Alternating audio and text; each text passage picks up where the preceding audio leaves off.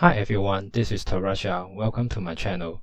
Starting from the Year of the Gryphon, I'm going to create a series of videos showing how I analyze each Hearthstone card.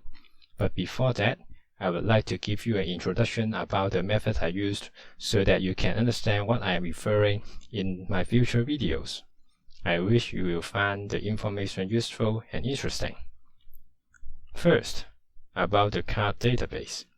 I will consolidate all cards under the standard format, that is Ashes of Outland, Scholarman's Academy, and Madness at the Darkmoon Fair, with the mini-set Darkmoon Race under the Years of the Phoenix, and the new core set and Forged in the Barrens in the Years of the Gryphon, a total of 808 cards.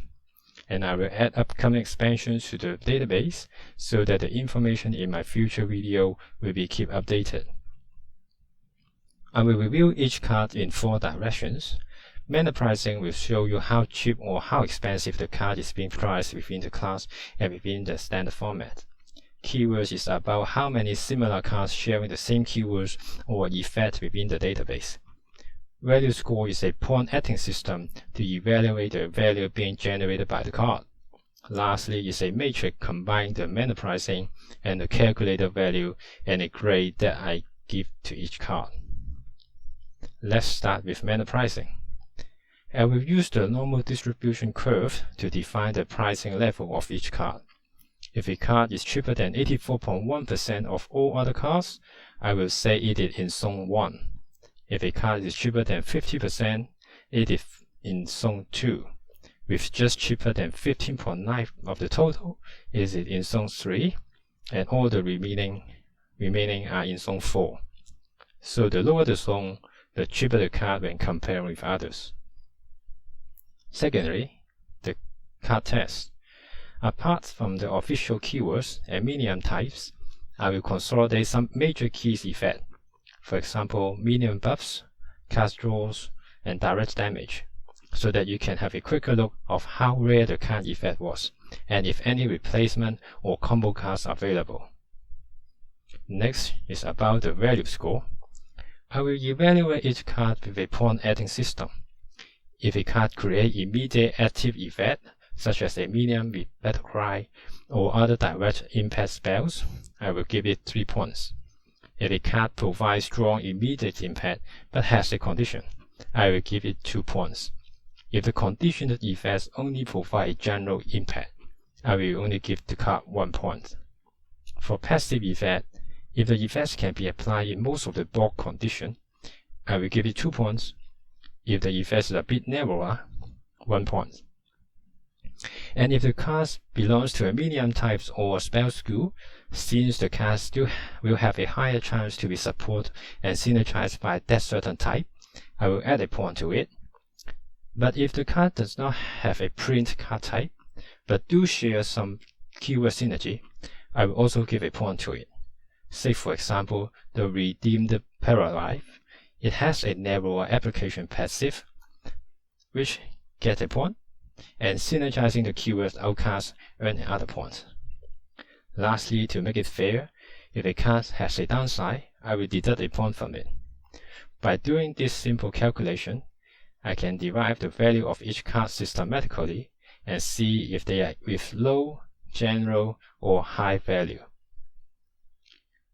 Finally, with the figure of mana pricing and value score, I will give each card a grade. Starting from the top left corner, this is the card with the lowest pricing but highest value, so it is the best bet you can get.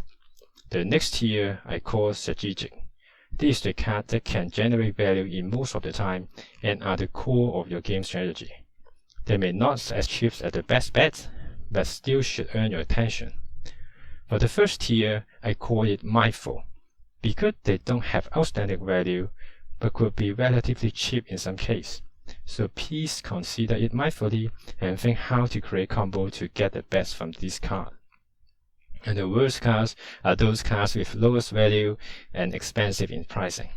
I don't know if there are any, but if it does, I suggest you to avoid it. There are lots of better options outside. Okay. This is all for the methodology. Let's look at an example. Please note that this card is still under review because all the cards under the Force in the Barrens are not fully revealed yet.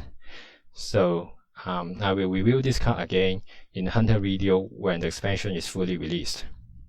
This is a new Hunter card, Sunscale Raptor, a 1-mana 1/3 beast with test rate fancy.